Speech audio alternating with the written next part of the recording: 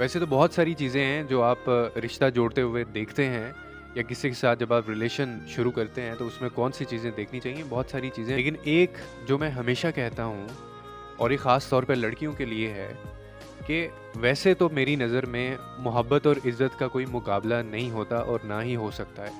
लेकिन फिर भी अगर किसी रिश्ते के अंदर कभी ऐसा मुकाम आ जाए ना कि आपको मोहब्बत या इज़्ज़त में से कोई एक चीज़ चुनना पड़े, तो हमेशा इज़्ज़त को चुनिएगा।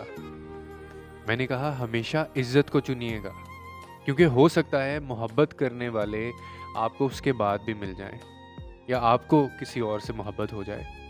लेकिन इज़्ज़त करने वाले आपको कभी नहीं मिलेंगे और एक बंदा आपसे मोहब्बत करता है, लेकिन आपकी इज़्ज़त नहीं करता, तो मुझे उसकी मोहब्बत पे शक है। इसीलिए हमेशा इज़्ज़त को चुनिएगा, इज़्ज़त को चुनिएगा।